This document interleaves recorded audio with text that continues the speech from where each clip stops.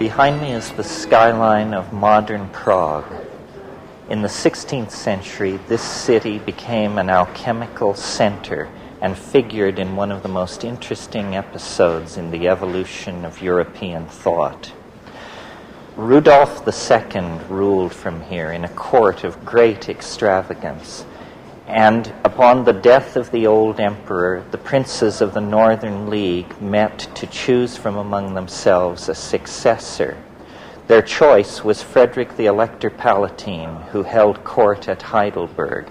Frederick was all that a young prince of the Northern League could hope to be, surrounded by brilliant courtiers, married to a daughter of the King of England. He represented the alchemical hopes of Catholic Europe. And in the fall of 1619, having been recently chosen emperor, he moved his court from Heidelberg to Prague, bringing with him some of the most brilliant occult minds of the era, Johannes Andrei, Count Michael Meyer, the alchemical printer Theodor de Bry.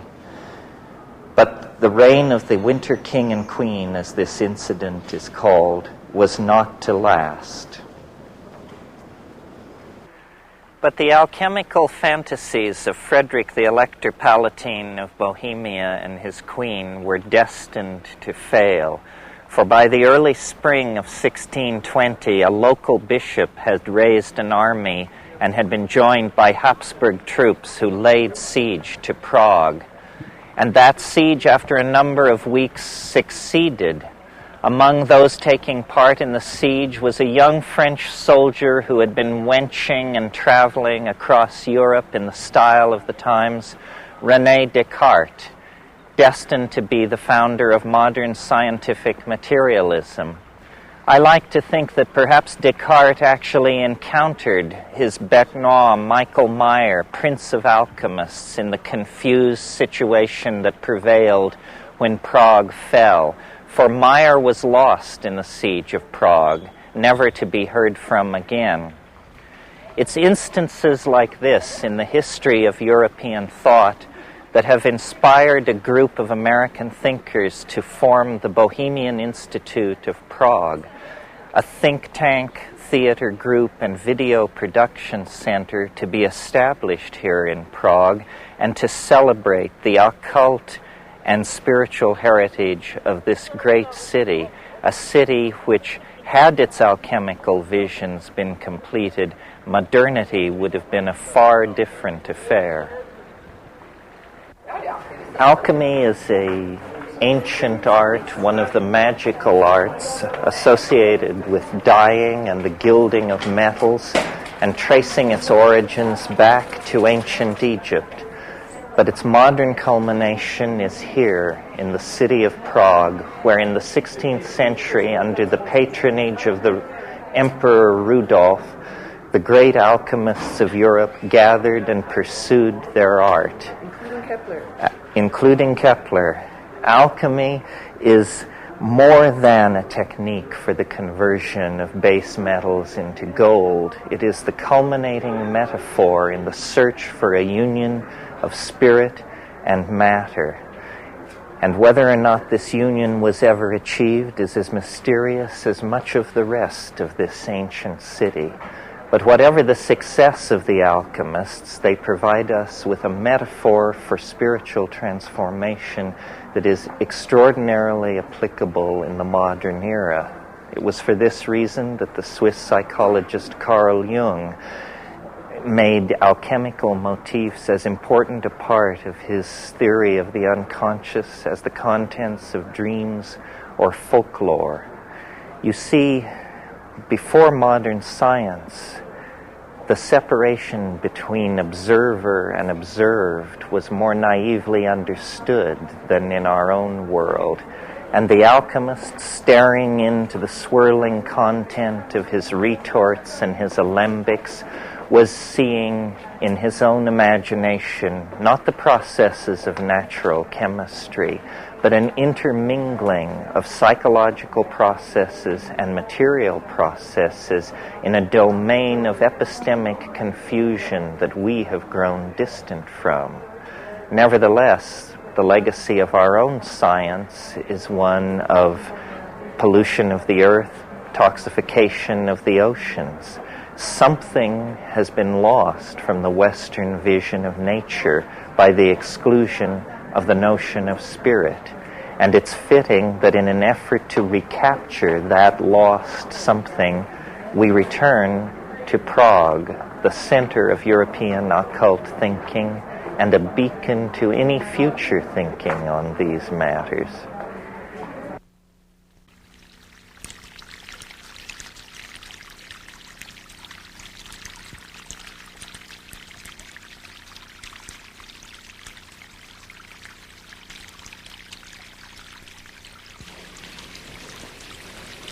Well, Ken, you've certainly spent a number of years on these questions.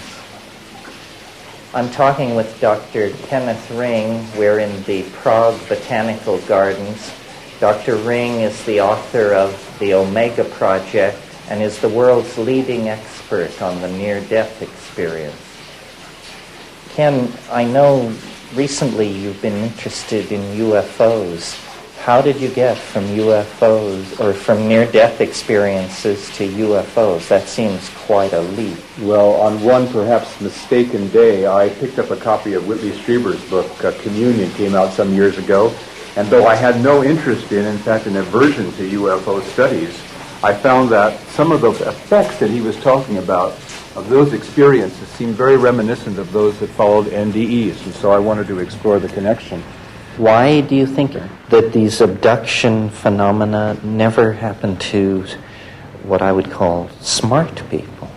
In other words, it's always some poor soul who lives in a trailer park who has this happen. No, I don't think so. I think that there are people who have these experiences that come from a pretty wide swath of the social register, up and down.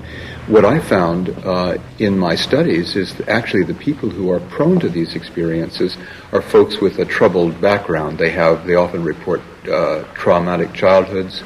They report sexual abuse, stressful childhoods. They're people who, even as children, seem to be susceptible not to fantasy, but to alternate realities. Not everybody is equally likely to have this kind of experience. I don't think these folks are pathological or come from some particular social stratum, but they have particular kinds of psychological characteristics that predispose them to have these kinds of experiences. How do you relate this phenomenon to your own field of expertise, which is the near-death experience? What I found is if you look at the phenomena themselves, they seem extremely different in terms of their feature surfaces. What you look at the near-death experience, it's a very blissful experience, it's very beautiful, people have very many positive things to say about it. You look at the abduction experience, people are traumatized by it, deeply frightened, disturbed by it. They seem at antipodes, but if you look at the structure of these experiences, the structure is the same. They have the structure of shamanic journeys, of initiations. You're taken from the ordinary world, you're taken to another world, you learn things, you are transformed in that world, and you bring back those transformations with you. What I found was that the same kind of background that's typical for people that report UFO encounters, not limited to, but including abductions, is exactly the same kind of profile that you find for people that have had NDEs, near-death experiences. Same kind of person is prone to them. So I talk about an encounter-prone personality who's susceptible or vulnerable to these kinds of experiences more than the average person. But the key thing that relates these two phenomena, and perhaps others like them, are the transformations that tend to take place in the lives of people afterward. People with both kinds of experiences say afterward they're more appreciative of life, more appreciative of nature, they have a deeper feeling of self-worth, they are more compassionate individuals, or less materialistic. They're more spiritual and not necessarily more religious. In fact, they may be less religious, but they're more spiritual. They're more psychic. They're more intuitive. What seems to be the outcome of these experiences is however different the experiences themselves may be in their content, the effect is the same. You go through an ordeal of either nearly dying or the shock of a UFO encounter, and you're changed by that experience. Like Nietzsche said, that which doesn't kill me makes me stronger. These people are stronger spiritually. They seem to function at higher levels of intuitive understanding, of psychic awareness. It's an expanding experience for both. Well, is there? It's interesting that the personality profile is the same, but in one case, the reaction is positive, the other negative. Do people have near-death experiences without coming near to death? Sure, there are lots of ways, and I think the near-death experience is misleading because it implies there's something unique that happens at the point of physical death or when people enter clinical death, and that's not true. There are many different pathways that lead to essentially the same experiences without having to throw yourself under the tires of the nearest oncoming truck. Many different ways to get into this kind of experience. So relate it a little bit to the psychedelic experience. I'd be happy to. I think that I've talked with a lot of people, I'm sure you've talked to many more, who have had high-dose LSD sessions or other kinds of psychedelic sessions who have told me, in effect, well, I never came close to death, but I know exactly what you mean when you talk about a near-death experience because I've had the same thing. The out-of-body experience, the feeling of moving into a beautiful, radiant, illuminated space, the sense of being flooded with total universal knowledge, of being transformed in the instant and bringing that transformation back. To me, it's like the light or spiritual reality or whatever this thing may be called is available all the time. There are just different access routes to it. The psychedelic is clearly one aspect, one route that leads to that destination. The near-death experience is another. People following a spiritual path and deeply committed to it could have the same kind of revelation, the same kinds of insights. So I think that, it's a question of equifinality, many different pathways leading to the same destination and the same transformative effects. That's what I think is important about those experiences. Well, now we've had psychedelic experiences and near-death experiences presumably for millennia. Is this abduction thing new, or are we just getting the old stuff repackaged in a funny way? Well, I think that it's related to things that have always happened to humankind. Interaction with the invisible world of spirits. Your phrase, I think, was sylphs of the air, the elementals, the fairies. Folklore, I think, is certainly related to this particular phenomenon. However, even among folklorists like Eddie Bullard, for example, who's the one who's looked into this most closely from the standpoint of the UFO abduction phenomenon, there seem to be aspects of this experience that make it unique unto itself, make it similar to the folkloric experiences of former times, and yet it's in a kind of technological gloss. I think maybe because the alien is kind of the mythic archetype of our time, it's not fashionable to see angels and spirits and demons anymore, but, the myth of the extraterrestrial is everywhere you look.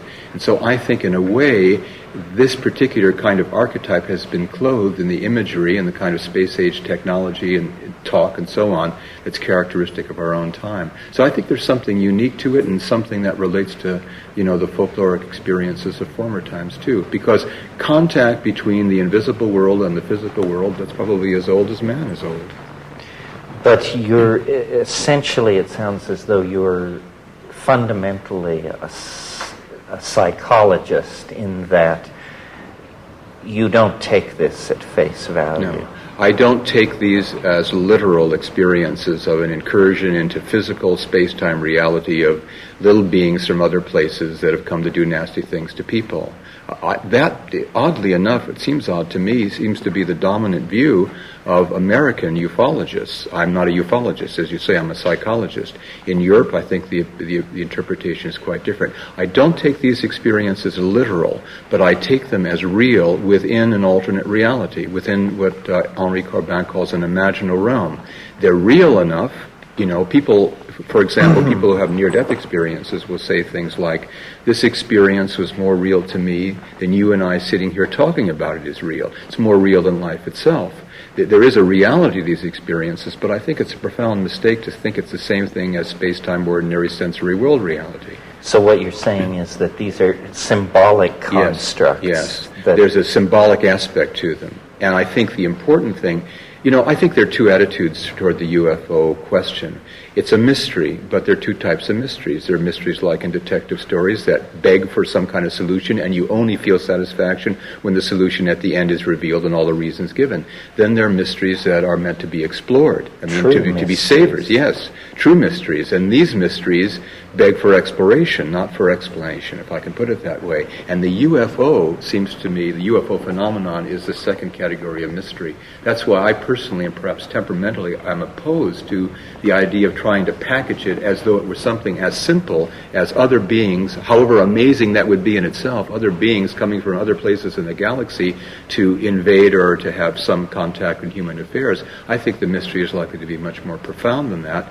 And another thing, if I may say, that I think hooks together the near-death experience with the UFO experience, whatever its basis may be, is when people come out of these experiences and have worked it through, they come to have a worldview that is very similar to one another and is very similar to what's being talked about all the time at this conference, and that's an ecological worldview.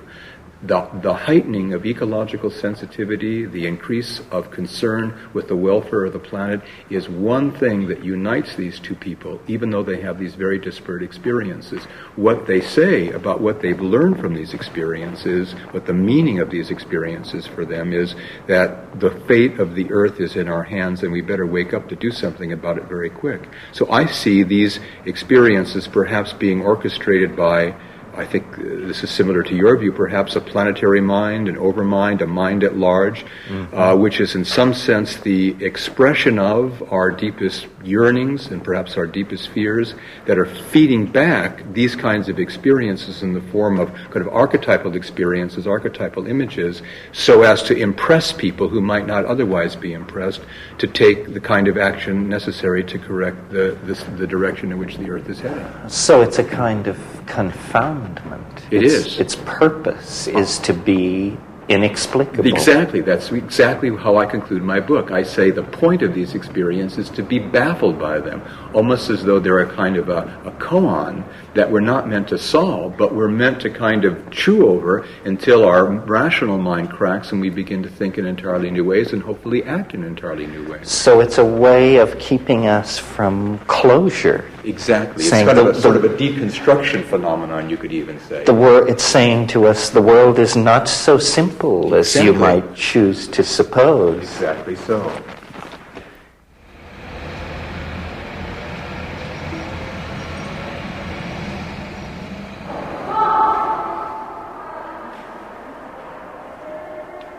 We're going to be talking with Rupert Sheldrake, one of Britain's most controversial natural scientists.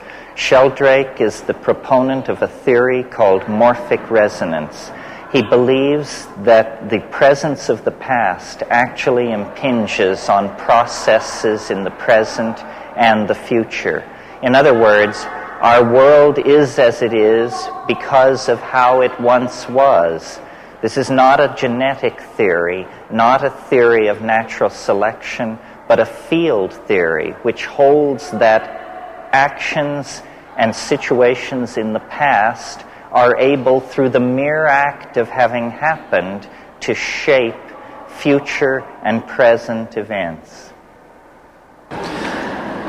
Rupert, this immense Baroque building is the Museum of Natural History in Prague, and I wanted to bring you here because I thought it would be an appropriate place to discuss your ideas, because after all, a museum is a kind of archive of morphology. Exactly. With these stuffed animals and skeletons are like photographs, snapshots of forms frozen. But of course each animal behaves and moves, each animal develops as an embryo to its adult form, and each one evolves. So it's triply dynamic. We have to reconstruct that in our minds. But the whole thing really is a reflection, I think, of the memory behind each species. Each species is the repository of an entire process of memory. Well, now this is the part of your thinking which goes well beyond orthodox theoretical biology. Say a bit more about that. Well, the orthodox view is that all these amazing forms and all the behavior and instincts that the animals expressed were all coded in the chemical genes. So a materialist theory. That's a materialist theory. I think it goes far beyond that and involves a memory of instincts, a memory of behavior, a memory of form. That is not materially based. Not materially based. A collective memory on which each species draws. So here we are in the Hall of Paleontology. This is sort of the archive of all these morphogenetic forms that have persisted through time. Can you say how your notions go beyond Darwinian and Mendelian genetics and evolutionary theory? Well, I agree with the conventional theory that there are genes, they're important in inheritance. They give each organism the chemicals it needs. But as well as that, you see, there's the morphic fields, the organizing fields of these forms. And the forms, like we see in these shapes here, are all determined by the fields. They determine the way organisms develop. These are all extinct types. And I would say that the memory is not only inherent in the species while they're alive, even after they're dead, even after they're extinct, the world is still filled with, as it were, the ghosts of extinct species, memories of species that no longer exist. So the memories of evolution are cumulative, they build up, and sometimes we see in the course of evolution extinct forms of shellfish, for example, come back again after 10, 20 million years. These are called evolutionary iterations, evolutionary repeats. And they're explained in terms of atavism, the recapturing of ancient memories. But in a sense, you're saying that after the species is extinct, but the fossil form lives on, then it is somehow a catalyst to this recursion of form. There's an entire memory built into nature. The world is, as it were, haunted by the ghosts of extinct species. Each species is influenced by all the past members of its species, but behind that, all the forms that have gone before, which is why, in the course of embryonic development, we see echoes of the embryonic forms of remote ancestors, the way that we developed through a fish-like stage with gill slits and so on. But in a case like that, then how is it possible for new form to emerge at all? Well, this is where novelty comes in. Well, no one can account for novelty except perhaps yourself. To say that it's blind chance, as the conventional view, tells us very little, almost nothing. It's really just simply saying novelty is unintelligible. There are different ways of thinking of it. The founders of paleontology, like Cuvier, the great fossil pioneers, the pioneers of this kind of museum, had thought that they were all reflections of Platonic archetypal forms, timeless forms. That wouldn't really explain creativity. It would simply say there were pre-existing forms that were merely manifested. Other people would think of creativity as going on as evolution proceeds. So a bird like this didn't exist at one time, then usually by a sudden jump it would appear, and then through repetition would become increasingly habitual, then become extinct, and the potential habits, the memory would persist in nature, although it wouldn't be expressed. Well, tell me this. Do you think that a person holding this point of view has a license for more optimism than people who are trying to operate in the ordinary scientific paradigm?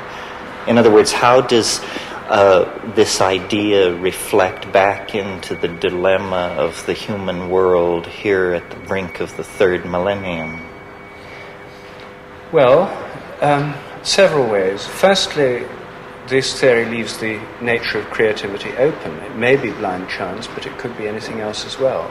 There could be a directing intelligence. All we know is that new things appear. We don't know how they appear. Secondly, it tells us that habit is a very important principle in nature, and it makes us aware of the importance of our own habits, personal and cultural. But thirdly, the theory tells us that when new things happen, by morphic resonance they can spread around the world much more quickly than they might otherwise be able to. And this could be a ground for optimism. It means that change can happen faster than we might otherwise believe. And change fast change seems to be very necessary if we're to survive. So what you're saying is we don't have to rely on mechanisms like cultural diffusion or direct communication.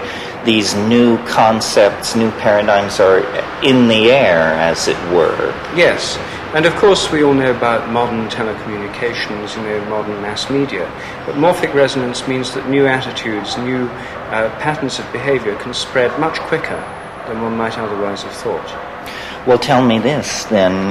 How is the theory of morphic resonance doing? Is it behaving according to its own predicted trajectory, or is it meeting unexpected resistance? It's meeting expected resistance. I see. But the idea certainly seems to be catching on. I mean, there's a sense in which this idea of a kind of habit appeals to people. It makes sense, the idea of a collective memory. The idea that what we learn is like a kind of remembering of what others have learned is intuitively plausible to me and to many other people. And I would say certainly the idea is getting easier to explain than it was when I first thought of it. Well, I've heard it said that it very elegantly and neatly solves problems which are insoluble by any other means in biology. Could you just name a couple of these areas where it makes clarity out of chaos? Well, there are many. One is the development of form in embryos, the way that a bird like this could grow from an egg. And how any organism develops from an egg is a great mystery. And the idea of morphogenetic fields, form-shaping fields, is the basis of the whole theory. That's what I started from. And so it helps to explain the problem of form. It helps to explain the inheritance of instincts as well, how new patterns of behavior develop and spread. So these are two of the areas that it helps. So is it the non-material presupposition that makes it so difficult for orthodox science to accept this into its canon? Yes, it's the idea of a kind of non-material memory on which each member of the species draws and in turn to which it contributes. It's very like Jung's idea of the collective unconscious. This is an idea that's in one form familiar to people already.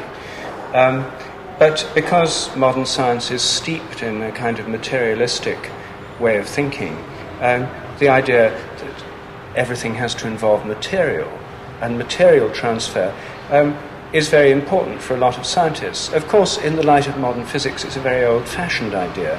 To get a television program from the transmitting station to the receiving set doesn't involve couriers carrying cans of videotape. It goes through as vibrations through a field.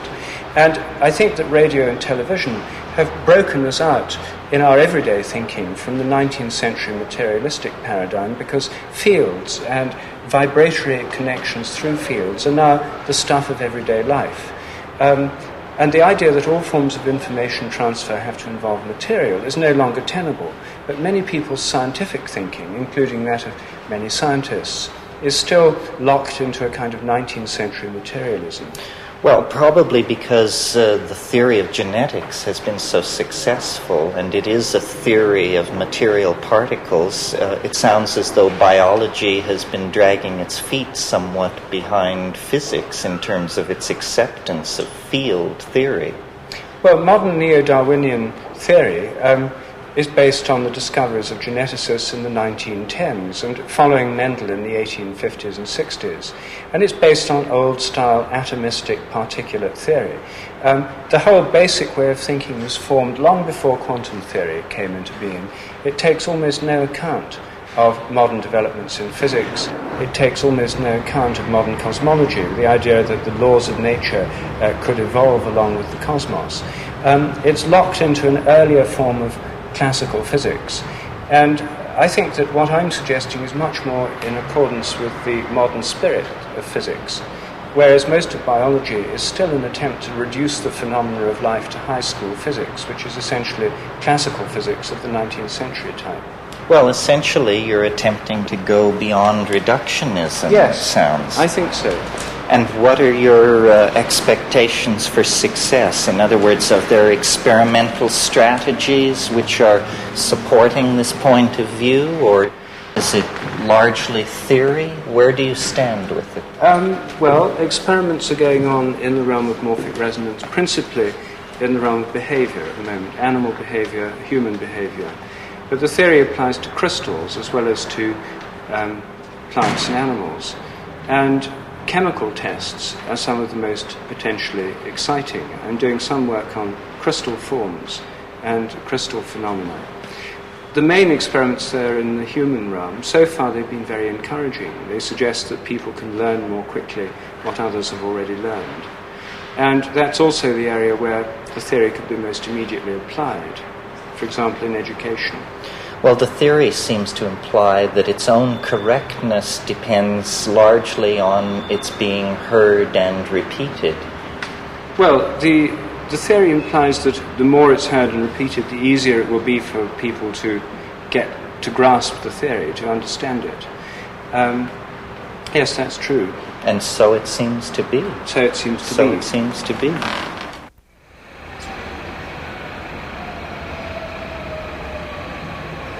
We're in Prague's Museum of Natural History, talking with Jill Peirce of London, England. Jill is an expert in Mongolian overtonal chanting. So, Jill, tell me something about your work with sound. Well, I'm trying to, I like to think that to re-enchant means to make magical through chanting. And what has happened to our society is we've become disenchanted, which literally means that we've stopped chanting. And this has been a gradual process in what we call the developed Western society. The more developed our society, the less we chant and sing. And chanting is a very powerful way of healing and a way of tuning ourselves with our environment, with our family, with the sacred place, with the sacred time, keeping us in tune with all our environment and with God. And we stopped doing that. We started to stop doing that when we stopped believing in God. When we started measuring things in the 17th century, and we found that it felt better, and we felt we had more control by measuring than we did by chanting and by praising God, by petitioning God, and by participating with God, which are the three ways that we've always made a reciprocal relationship with he or she who seemed to be in control of our life and destiny. And when we stopped doing that, because we felt that counting gave us a greater sense of control of our environment and meant that we ourselves had a greater chance of survival. But why this particular Central Asian shamanic approach to it? Well, what's happened now is that what we found is that science, since the 17th century, the development of science, the direction of science, has quite far from giving us the control that we thought it was. It's led us in an unprecedented way to be, and only through science, to be less in control of our environment than ever anybody has ever been. We have never been in such a dangerous situation. We have never been so vulnerable, and this is entirely because of science. And so all the control that we thought we were gaining has actually turned out to be quite the reverse. And so we are completely out of control. And so we again have to find out, how do we do it? If science has failed, what other ways may succeed? What other ways can we again create a reciprocal relationship with this great and powerful force? And so we have to look at the old traditions, and do we go back to being good Christians, good Hindus, good Muslims, or good Jews, or do we try and, if we're a Hindu, become a Muslim, if we're a Buddhist, become a Christian, if we're a Christian, or do we try and reinvent it all? Or the problem really is, what song do we sing? And so what I've tried to do is to find a way of chanting which is deeply cultural. It comes from Central Asia, and in particular Mongolia. But what I think is so extraordinary about this way of chanting is that it deals with sound, with the harmonics of sound, which is a way not of culturally dividing the octave, which is what all other forms of music have as their central core, which is that if you divide the octave, this is a cultural affair. How you do it differs whether you're Indian or whether you're Western. But what this is based on the harmonic series, which is simply a way of making our own geometry audible. It's a way of allowing us to hear in a sonorous way our own structure. And this is a profound recognition. It's a profound remembering, because we are hearing what we are. So it's a kind of organic music, or organic sound. Absolutely. It's the most organic sound because we're making audible our biology. Well, I brought you here to this wonderful Baroque room because I was hoping that perhaps you would honor us with an example of this, since I'm sure it's easier to hear than to describe. Yes. Do you think you're up for that? Yes. Okay, my dear. Please, have a go at it.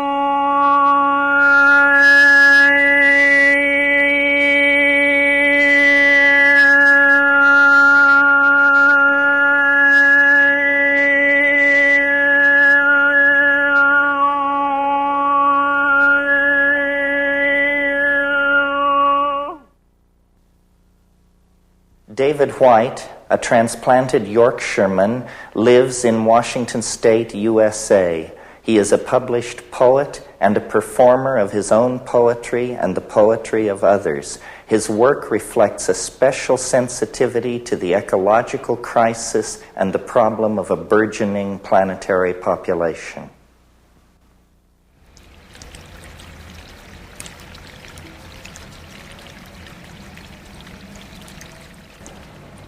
You mentioned this concept, the ecological imagination. Yes. So obviously this is sort of the distillate for you of Yes. some of your thinking. Yes. So say something about it. What is it exactly? Well, it's an imagination where the image itself has many different realities constellated within it.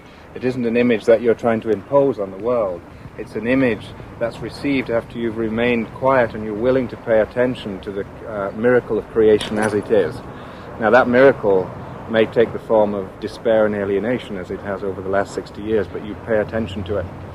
You know, we live in a monocultural society where you plant wheat in one field, and you spray down on either side so you get one crop.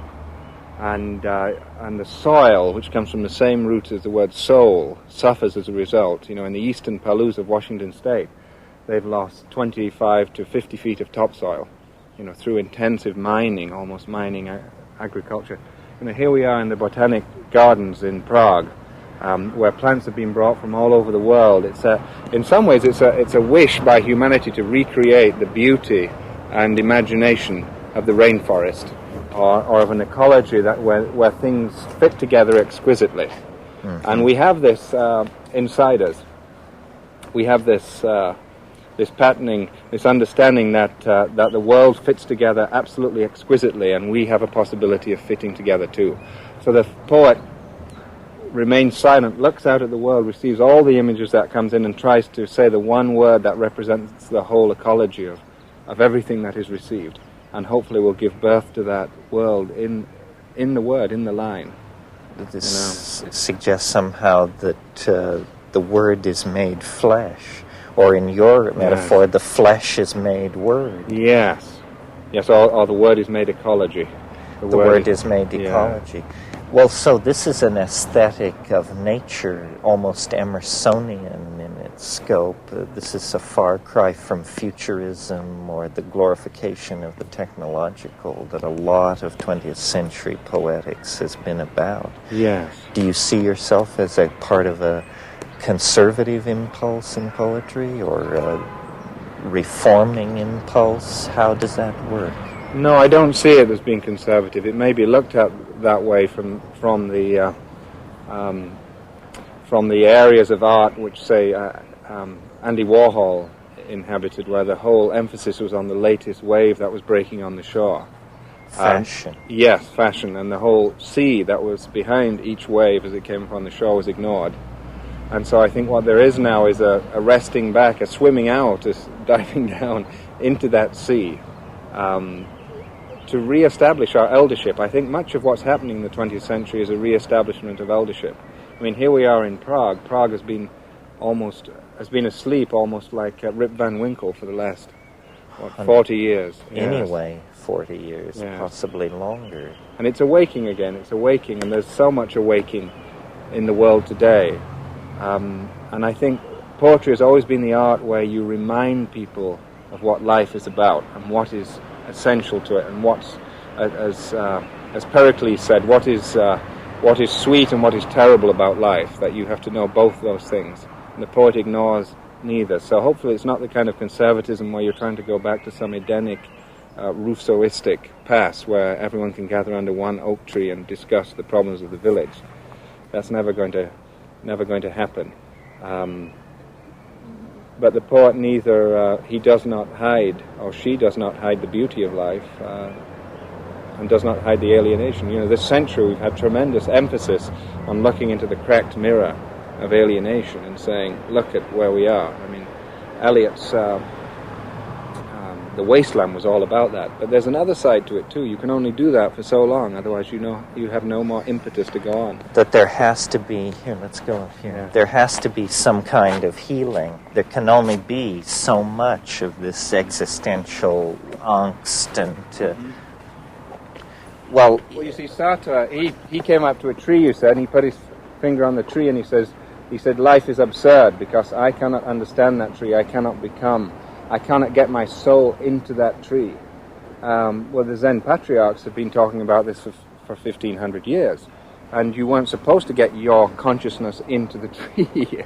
You were supposed to pay such tremendous attention to the tree that it came to find you. Yes, Sartre said nature is mute, which is to me one of the most amazing statements any 20th century philosopher has made in terms of defining alienation. I think that would have to be it. Well, I don't think the French have been very successful with their philosophers over the last 350 years. They're welded to materialism. Well, so at this conference, there's been a lot of talk about hope. Where do the poets come down?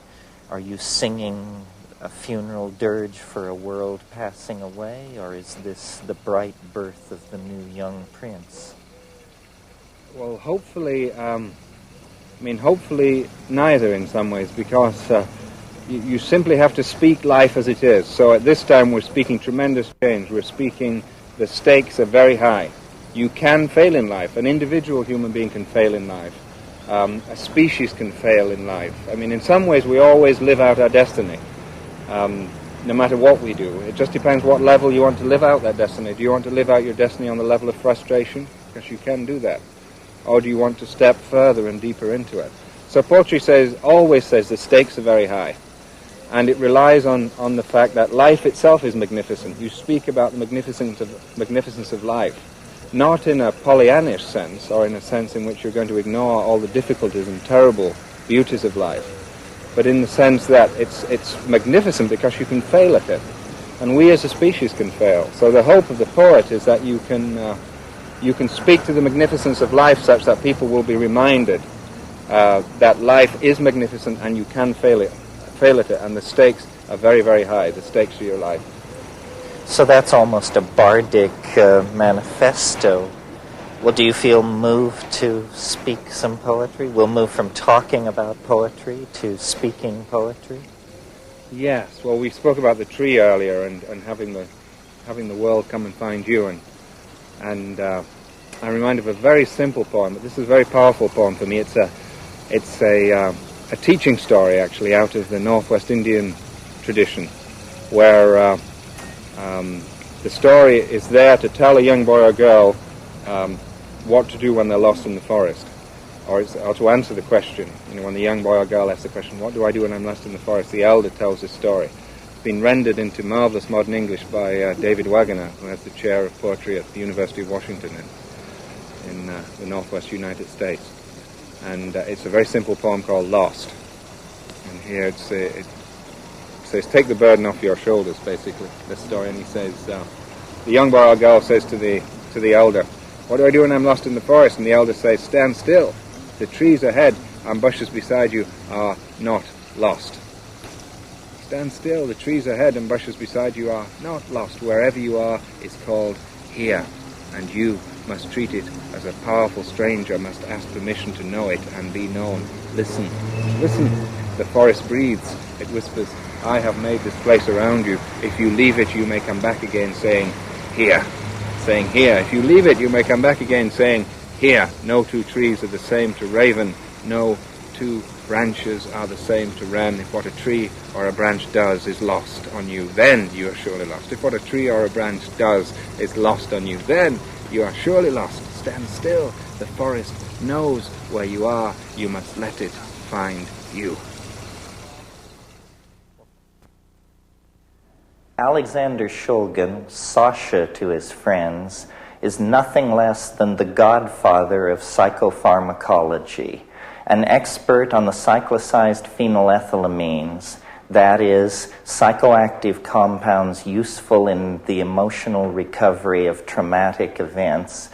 Shulgin has given his life to the study of the pharmacology of the psychedelic experience. In Prague, he told me, greater frontiers lie ahead. The next lost continent to be explored by Alexander Shulgin, the psychoactive tryptamines. Sasha suggested that I join him for a stroll among the graves of the cemetery of the Jewish ghetto of Prague, Europe's oldest ghetto. There, walking among the stones, we reminisced and speculated about the history and the future of psychopharmacology. What do you make of your Russian colleagues here? I'm fascinated by what he's doing, and I'm intrigued by his ability to get out what he is doing into the West, because the status of a physician in Russia is not what we have come to respect in the West. You're talking about Yevgeny Krupinski. Yes. Mm-hmm. I imagine you don't view ketamine with... Well, how do you view ketamine? It's an anesthetic, and it's a dissociative thing, and it puts me out of body. It's very dissociative. It puts me out of mind. You're away, and I, frankly, with a full bladder, like being here. And you suddenly realize that someone has a full bladder, and at only one intellectual level you realize it's you. Yes. No, it's so seriously disassociated me that I felt it was a great victory when I finally realized that this was a drug. Mm-hmm. For a long time I couldn't figure out what it was or who was even asking the question. But I kept calling it vitamin K, which is a fascinating euphemism for allowing to have some semblance of a food additive for a dietary supplement. But well, I had the interesting pleasure of being back at a big company in the East the day they had bought the rights to distribute ketamine. And I informed them, you do realize that ketamine is being made by Park Davis and shipped off to Mexico, and it's imported in liter bottles, all with a percentage of preservative, and it comes right back into California in the trunk of the car. And they were shocked. They did not know there was any abuse whatsoever. Never could have conceived of human abuse. About 20 years ago, there's a class of compounds called quinupridines. And for about 3 or 4 years, I just noticed that there's no publishing in the Russian literature whatsoever on the area of quinupridines. And then all of a sudden, the Russian literature started publishing. And then we went into a sort of a gap. And then quinupridine benzylate, which is one of the most potent of the anticholinergics was suddenly revealed that the Russians were working on it as a chemical warfare agent, and then we were working on it as a defense against their chemical warfare agent. Uh-huh. And it's actually 10, 20 micrograms. 10, 20 micrograms. It makes you really wonky. It's like atropine. Delusion, confusion. Uh-huh. But they design these fantastic bombs that they can explode and send out millions of little hypodermic needles. And so they don't have to worry about wind blowing it downwind or upwind. So it's essentially a chemical cluster bomb. Cluster bomb, of but some with sort. little hypodermic needles. That's elegant. So that's probably in the inventory. It's already in the inventory. Uh-huh. Well, someone mentioned to me that you had expressed interest now that you felt you had sort of done the work you wanted to do with cyclicized phenylethylamines, and that you were going back to looking at tryptamine. Very much so. That's the other side of the coin. It's as rich and unexplored areas that phenethylamines were 20 years ago. So are you going to illuminate it for us? Oh, absolutely. And, I've already made the T-butyl methyl. Isopropyl methyl is well known, but the secondary butyl methyl is not known. They're all active by smoking. Uh-huh. And what are they, could you, in a blind test, pick one out from another, or are they sort of... I don't know yet. I doubt it somehow. I think they're all going to be fast, impactful, and all very much like DMT. Duration-wise, or presentation-wise? Probably perhaps a little bit more potent. A little bit more potent? Because DMT is not that all-fired potent. It takes, 10, 20, 50, no more, 50, 100 milligrams. 50 to 70 and some of these we're getting into maybe at 30, 20 and 30 milligrams, but not active orally. You have to get up to a certain degree of shrubbery on the nitrogen to get oral activity. And how many of these compounds do you imagine there are that are At simple casually, variants? you can make 30, 40, 50. Why do you suppose it is that this fast-acting, easily manufactured, spectacular hallucinogen is so rarely met in the underground? I don't know. I've heard that it's there in some quantity. I heard about a seizure in Boston, I believe it was of ayahuasca. And they seized it on the basis that it contained DMT. Right, that was the Santo Daime people from Brazil. But, we live in a society where people jump out of airplanes and hang by bungee cords over bridges. And DMT, which is always described as an easy synthesis, It's extremely easy. is just not there. It violates one of these economic laws, basic laws, Gresham or Graham or somebody. Something that I've always wanted to ask you, which is, unlike me, you seem remarkably resistant to what I call the implications. I mean, how can you just do these things over and over again and not be nutty as a fruitcake? So? Well, are you? I think I relaxed in any event. But unlike me, you don't feel the need to rave about that aspect of it. Not particularly. I'd rather quietly stay half in the closet and continue doing what I'm doing. But you've probably seen more uncharted internal landscape than half of mankind put together. I mean, that would not be an immodest claim. They're a little bit charted now. Well, Yeah. a very little bit. Very little, that's right. But the seeds are there to be used by anyone else. That's the reason for the book, just to get it all recorded into a documented form. But it always puzzles me. I mean, I think Hoffman and Wasson, and certainly to some degree Schultes, to some degree you, everybody says, well, I'm just a humble botanist, or I'm just a hard-working workbench chemist. Nobody wants to actually say, this must be very, very important. Because it's so uniquely beyond ordinary expectation. Yes, but the importance is going to take a long time to realize. What you can't build without the tools, and you have to have the tools, and these are the tools that allow the building to be done. I'm not a builder. I'm a tool maker. And that's probably one of the reasons I've not described a lot of landscapes. Others see them differently. If we could compare it to the invention of the telescope. Probably within 50 years of the invention of the telescope, the major solar system new paradigms were put in place. This seems very elusive. It seems hard for us to go beyond simply saying it exists, it's really far out, and then we sort of fall silent. What do you think about that? I think the silence is in part imposed upon us by a very unsympathetic authority body. And maybe it's just as well, because that way a lot of work can be done and sort of recorded for posterity.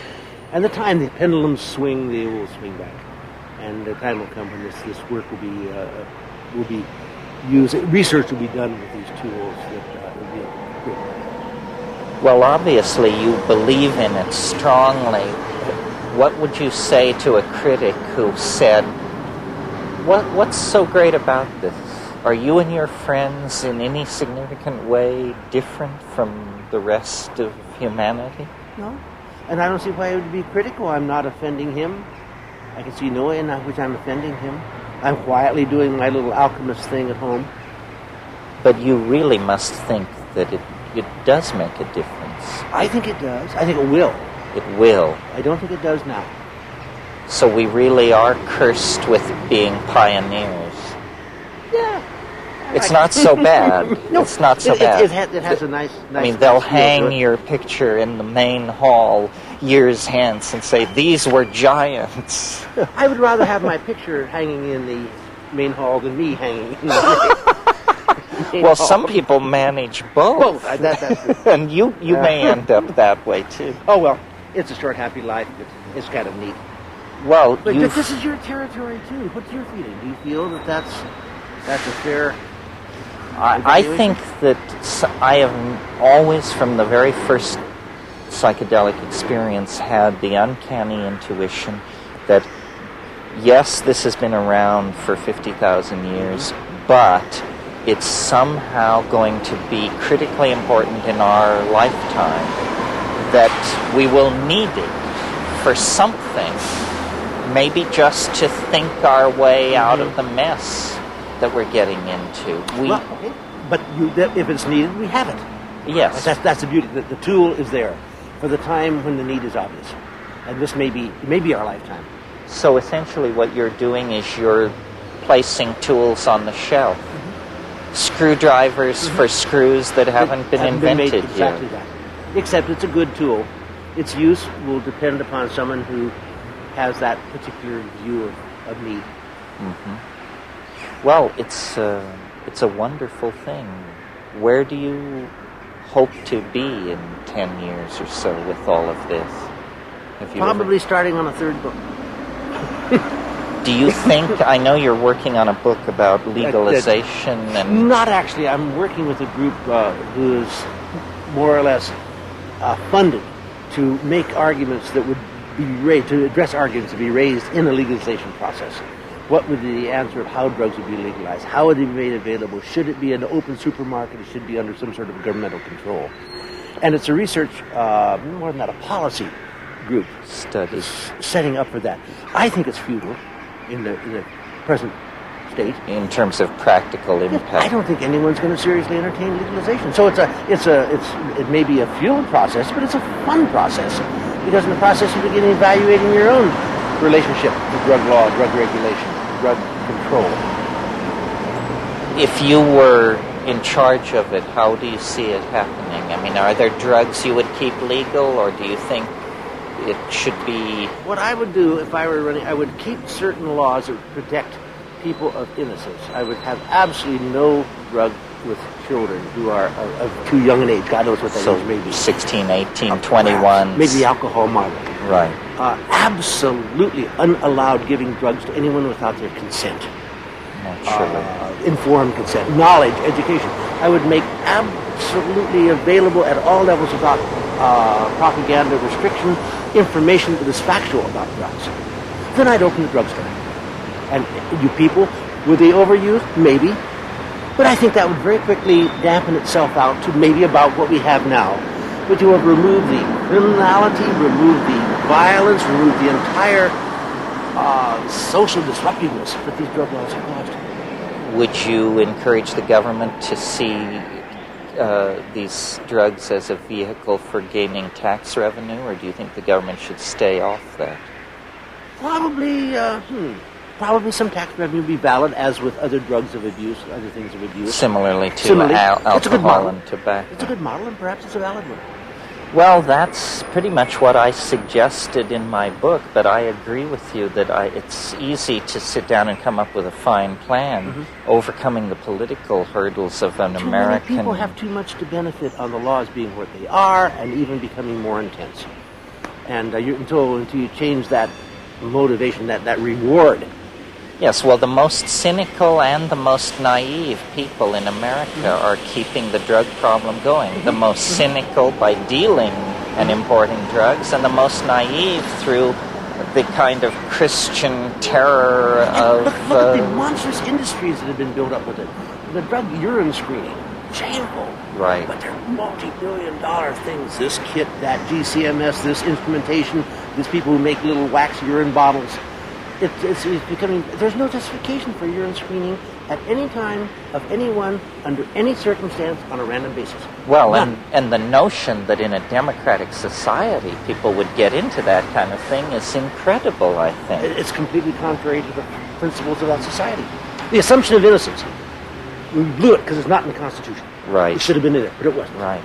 But taking a urine sample on a random basis is an assumption of guilt. Well, but what is in the Bill of Rights is life, liberty, and the pursuit of happiness. Declaration of Independence. But that could be used as a sufficient basis it's a for... self-image, and we should maintain it as such. Yeah, well, the first thing that goes when society hits the wall is democracy.